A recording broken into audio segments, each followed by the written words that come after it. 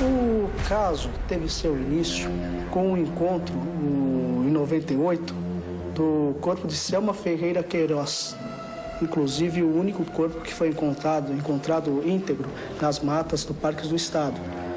A seu lado foi encontrado mais uma vítima. No corpo da Selma foram encontrados alguns vestígios que colaboraram para as investigações. Ou seja, mordeduras na região do seu corpo, pernas, braços, etc. Além também de substância líquida que levava a crer ser líquido seminal. As 4 primeiras vítimas encontravam-se de formas semelhantes, todas nuas, uma delas somente de calcinha, em decúbito dorsal. Então nós achamos que tratava-se de um único autor, ou seja, um serial killer. Tanto que quando ele me amarrou e me deixou viva, eu estava tão no estado de choque que eu pensei comigo, ele não vai me matar. A polícia consegue dar 2 grandes passos na investigação. Um é o retrato falado do maníaco e outro é o modo como o assassino aborda as vítimas. A imprensa faz o papel de divulgar os últimos acontecimentos. E a população fica sabendo que um motoboy que se oferece para transformar moças em modelos fotográficos é, na verdade, um estuprador, um maníaco, um assassino em série. Ele trata de se livrar dos pertences de algumas mulheres que violentou e matou.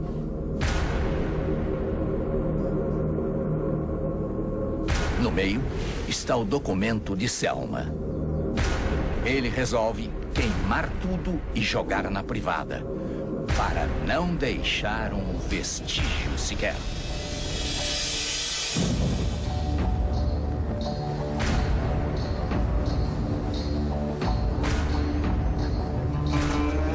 De mochila nas costas e pronto para partir, ele deixa um bilhete para o dono da empresa, ao lado do jornal com seu retrato falado.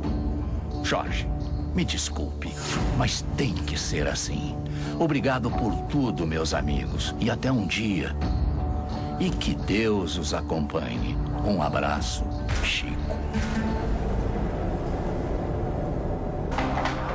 A maior prova da polícia contra o motoboy é este documento de Selma Queiroz, uma das vítimas.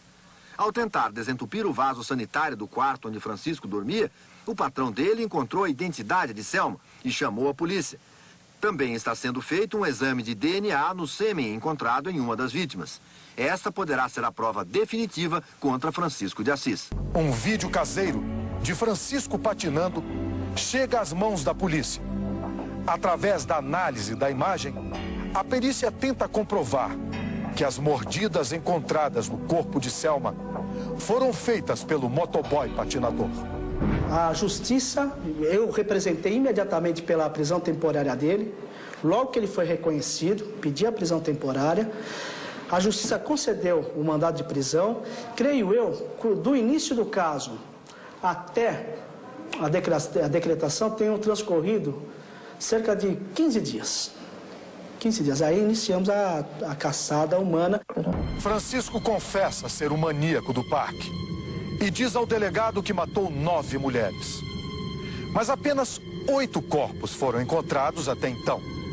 Dos 8, apenas 6 foram identificados. Patrícia Gonçalves Marinho, balconista, 24 anos, adorava posar para fotografias. Selma Ferreira de Queiroz, que não chegou a completar 18 anos, queria estudar computação. Raquel Mota Rodrigues, 23 anos, vendedora. Ela chegou a avisar uma prima que iria posar para fotos e tentar a carreira de modelo. Michele dos Santos Martins ensinava dança e usava aparelho nos dentes. Rosa Alves Neta, 21 anos, saiu de casa em maio para passear no Ibirapuera e nunca mais voltou. Uma vítima diferente das outras foi Isadora Frenkel. Loura, cabelos curtos e de classe média alta, desapareceu em fevereiro. O motoboy que atraía as vítimas para a mata, estuprava e matava. Conta em detalhes ao delegado que gostava de ver o pavor estampado no rosto das moças e praticava um ritual que a polícia apelidou de Tour do Terror. O indivíduo matava a primeira vítima, quando pegava a segunda vítima, a levava para ver até aquela que já havia sido executada. Depois de ser caçado pela polícia e confessar a autoria dos crimes, em 1998, o maníaco do parque é denunciado pelo Ministério Público e aguarda o julgamento na prisão. 4 anos depois, em 2002, Francisco de Assis Pereira é julgado. Em conexão aos homicídios, Francisco é acusado de roubo, estelionato, estupro e ocultação de cadáver.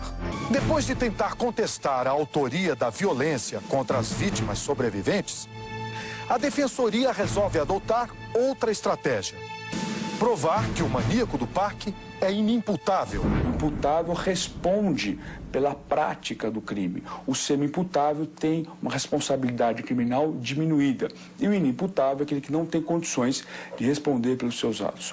Conforme a classificação ali atestada num incidente de insanidade mental, ele vai receber pena, ou pena diminuída, ou medida de segurança.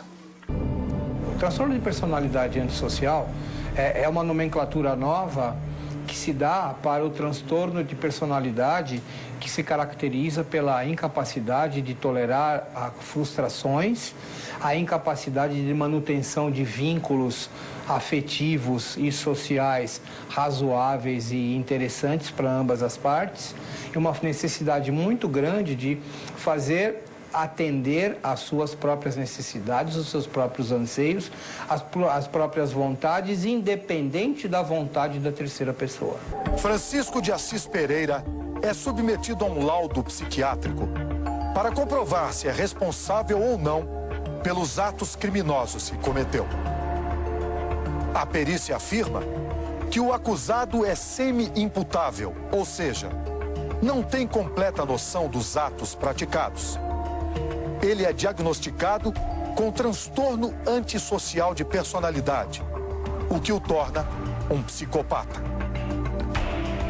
Porém, o doutor Paulo Vasques é categórico em afirmar que assinou tal laudo porque entendia a dificuldade em discutir o caso e temia que, se atestasse ser Francisco completamente responsável por suas ações, o laudo retornasse para a correção. Diante do juiz, o Dr. Paulo diz que a previsão de semi-imputabilidade deveria ser retirada do Código Penal brasileiro pelas dificuldades de uma análise científica e que, no caso do maníaco do parque, a prisão perpétua seria a pena mais adequada.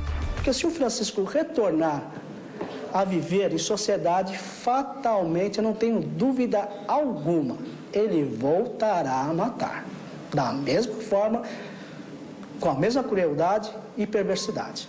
Em portador de um transtorno de personalidade, isto não tem cura, isto não tem retorno, isto só tem possibilidade de piorar. Melhorar não vai melhorar. A experiência mostra que, na maioria dos casos, em 80% dos casos que são egressos de manicômios judiciários, voltam a cometer o mesmo crime que um dia os levou lá para dentro. Diante do impasse em classificar a condição psiquiátrica do maníaco, a defesa quer que seja aplicada a medida de segurança, tratando-se assim de um indivíduo incapaz de se responsabilizar por seus atos. Dessa forma, Francisco seria preso em uma instituição médico-hospitalar e de lá não sairia, algo equivalente a uma prisão perpétua. Mas a promotoria não aceita. Acha que não passa de uma manobra da defesa, para que anos depois, outro parecer seja feito, indicando que Francisco, com sua Bíblia na mão e com cara de bom moço, retorne à sociedade. E os jurados, depois de tanto debate no tribunal, a que conclusão chegaram? O maníaco do parque deveria ser julgado como um doente mental ou como um criminoso plenamente capaz de se responsabilizar por seus atos? Por unanimidade, os jurados consideraram Francisco plenamente capaz e responsável por seus atos. E por unanimidade, o condenaram. O juiz aplicou ao ex-motoboy a pena de 162 anos e 4 meses de reclusão.